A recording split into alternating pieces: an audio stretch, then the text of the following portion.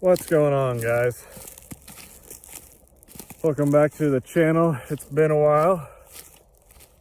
That's just because there hasn't been a whole lot going on lately. And yes, the title of this video is, what is regenerative agriculture? Well, if you're looking for a profound answer, you're watching the wrong video, because I don't know what the hell regenerative agriculture is. I'm not going to put a label on it, or a definition to it, I should say. The only reason why I'm making this video today is because I seen a post on one of the Facebook groups that I'm on, basically saying, well, all these people who are claiming to be regenerative, and yet they're this was in a grazing context, and yet they're planting annual forages when the goal should be to essentially move to a completely perennial based system. I don't know, maybe that's right, but in my context, that doesn't fit.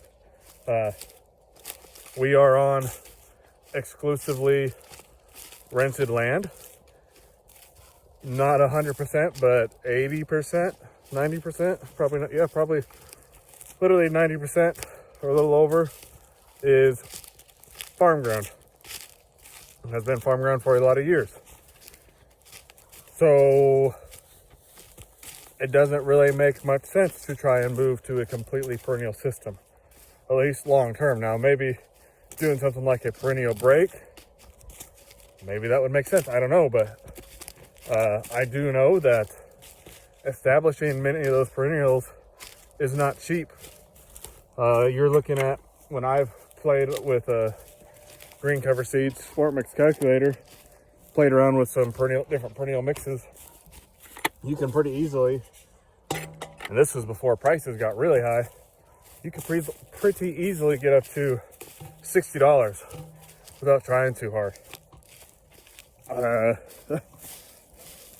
When economic times are not the best, when price of inputs are high, it's a big risk, because you could spend that money and have a total failure of a stand, and you just dropped $60 an acre into something. That doesn't pencil out. It's hard enough to make annuals pencil with the way prices are. But, so, I mean, perennials it's a big risk. I'm sure I've said it, or if I haven't, but we're probably going to graze a lot of whatever comes up this summer. Whether it's crabgrass, pigweeds, kochia, there's going to be a big portion, but that's what we're going to graze. Just because I mean, if we have any kind of moisture at all, it's going to come up. Sheep eat it. So why spend the money on chemical and seed? I mean, we will seed something eventually. We got to be strategic about it. Got to do it to where it can be used for winter stockpile, basically. So whether we go with a forage sorghum type mix stockpile, or try to get a good establishment of like rye, triticale, something later in the summer, early fall. But we got to get in so we can actually get some growth on it. I don't know. We'll see. Back to, what is regenerative agriculture? Like I said, I don't know. It depends on your context. My context is not the same as my neighbor's context. I mean, literally just across the road. I don't know exactly what his context is. You know, they're pretty good farmers. I would say they're one of the better farmers in the county. And they do no-till, they do cover crops, and they have a pretty good diverse crop rotation. But I don't know his exact context. Obviously, they're a cash grain farmer, and that's their context. My good friend, mentor, Nick down at Higginson, his context is totally different than mine, and totally different than my neighbors, and totally different than his neighbors. So what's regenerative agriculture to him? I don't know. That's for him to decide. To me, the best way to describe regenerative agriculture, or what a definition, and it ain't even a definition, it's understanding the principles of soil health, I guess would be the best way to do it, to explain it. You know, are you trying to minimize disturbance, both chemical and physical disturbance? Are you trying to have a living rut as much of the year as possible? And that can mean you might only be able to have a living rut 8 months out of the year because you literally lack the moisture. You take Southwest Kansas, you take Southwest Nebraska this year. If there's no moisture, you can't have a living rut. It's just not possible. But are you trying to? Do you put a living root in the ground when it is possible? Are you maintaining armor on the soil as best as you can? If you've been in a drought for 2-3 years, I mean, eventually, if you can't grow nothing and you have winds like they do in western Kansas, you're going to have a hard time maintaining ground cover. That doesn't mean you're not regenerative. It just means that's the situation. That's your context. And I can't judge you if, like I said, if you haven't had rain for 3 years, I don't know what that's like. You know, I haven't tried to produce it, farm, raise livestock, raise crops in that kind of environment. So who the hell am I to judge? Let's see. If you're trying to have as much diversity in your system as possible, if that's 4 or 5 cash crops and a cover crop here and there, and you're happy with that, then you're happy with that.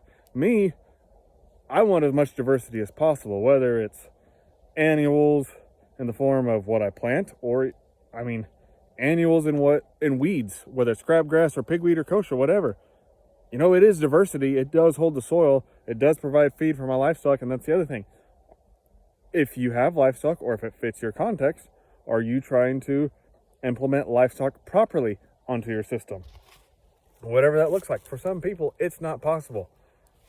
You know, David Brandt, the godfather of soil health, they're just really now, as I understand it, I could be totally wrong, you know, they're just now finally getting to the point where they are integrating some livestock in their system. Does that mean that he's not regenerative? I sure as hell ain't going to make that claim. You will never hear that accusation from me. Or you take Colin Sykes in Australia. His context is completely different. His context was the livestock were the single greatest tool to manage his soils. And that's fine. You know, there's nothing wrong with that. I mean, so how can I'm not going to sit here and say, well, Colin Sykes is regenerative, but David Brandt isn't. I mean, I'm not going to say that because that's total horseshit. I mean, plain and simple, that's the stupidest BS. So, and the other thing, which I think is the most important part of really, in my mind, of being quote unquote regenerative, is understanding your context. Do you understand if you're farming in western Kansas, for instance, it's not the same as trying to farm in Iowa, or farming here is not the same as trying to farm in North Dakota. It's not the same context. So we can't do all the same things that they do up there. We have different weather, we have different soil types, we have different transevaporation, or pan evaporation, excuse me. Things that maybe work like a charm up there aren't so easy to do down here, and that's fine. You know, we have the advantage of, we have a lot of heat. Sun hemp, sorghum, sunflowers, Sudan, millets, cowpeas, mung beans. We can grow that stuff, and we can grow a lot of it. We can grow a crap ton of tonnage. I mean, it's just totally different context. And I think, to me, as much as anything, are you aware when you're making decisions, does whatever you're going to do, so let's say you're going to spray chemical. You know, we use Roundup. I've used Liberty. That's how we use weeds. Are you conscious when you're making that decision that is going to have an impact on your soil? Are you conscious that if you do a tillage pass, that is going to have an impact on your soil? But if that's your tool, so for instance, Brandon Rocky in Colorado growing potatoes. Right now with the technology, what we know on commercial scale, potatoes, you're going to have to use tillage. He's aware of that. He manages as best he can to implement multi-species covers within it, minimize chemical application, whatever, chemical fertilizers, such and such. Does that mean he's not regenerative? Like I said, to me, that's the thing. That's the number one determinant of, are you regenerative? Like I said, I try not to even use that term because it's kind of became, I don't know, like I'm regenerative. You're not regenerative. You use Roundup. Or I'm regenerative. I'm no-till. Well, are you no-till, but are you just no-till corn and soybeans? Or do you use 200 pounds of nitrogen for every single crop? I mean, I'm the wrong guy to be throwing out examples for crop farming because I'm a horrible cash grain farmer. Horrible. So, but that's my context. My context is these guys, I understand. These guys are so easy for me to manage. Maybe that's the wrong word, but it comes naturally to me. You know, I've been exposed to livestock. I've been around livestock my whole life. It's easy for me. I cannot imagine being someone who has never been around livestock at all. And they're, say, my age or older, and they decide they want to get livestock.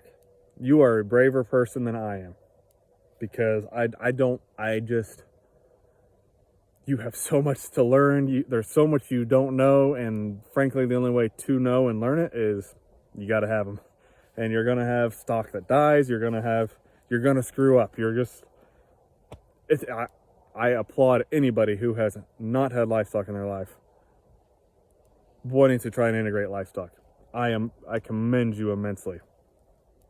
The other thing I would say about what makes you regenerative, like I said, I talk about understanding context.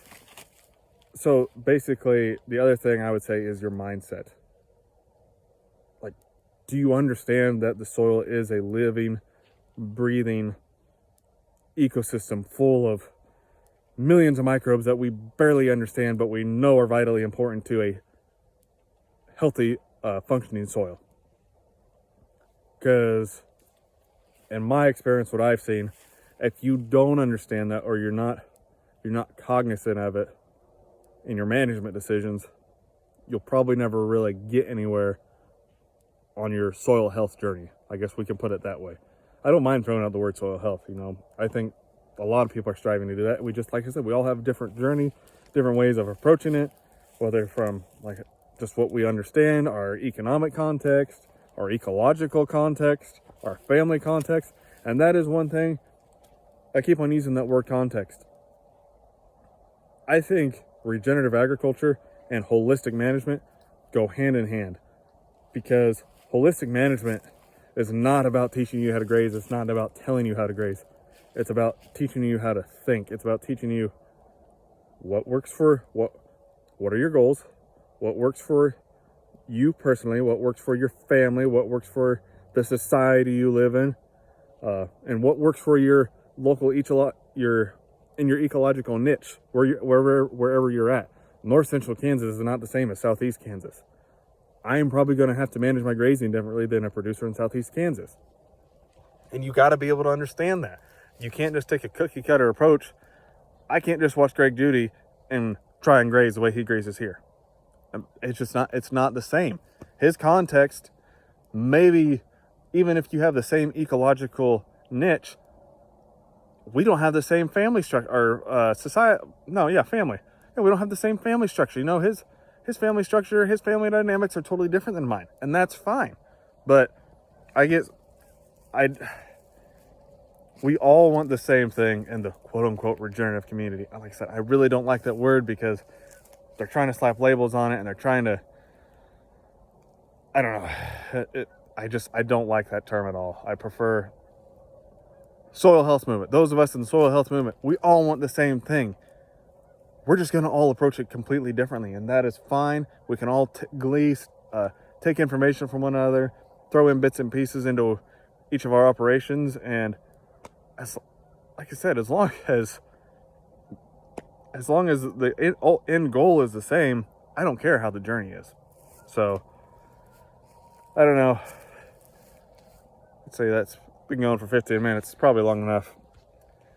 I doubt anyone's still watching this, and I completely understand. Like I said, it's my channel, damn it. I get to put on here what I want. If you don't like it, that's too bad, right? No. So hopefully we're gonna be giving them some bigger parcels. The rye's starting to green up here. Really, we've been pretty nice. So like I said, I hadn't even planned on doing a video like this, rambling on for almost 16 minutes, guys. So I'll quit there. I still got a few things I really need to get done, but thanks for watching, guys. Hit that like button. Leave a question, leave a comment. If I'm way off base, that's fine. I love discussion. I appreciate all you guys who watch, who have subscribed. It really does. I don't know how to put it into words without sounding totally corny, but I really do appreciate you guys that have subscribed and take the time to watch these videos. I'm just, like I said the very first time, I'm just trying to share my journey. I'm not trying to tell you how to do anything. Just sharing I'm sharing my context, our story, see where this goes. I have no idea. It'll be interesting to see where we are in another 5-10 years. So hell, maybe next year, 2 years, we'll see. So I'll leave it there, guys. We'll see you next time. Hopefully it's a little bit better video than just me yakking on. So see you next time, guys. Thanks.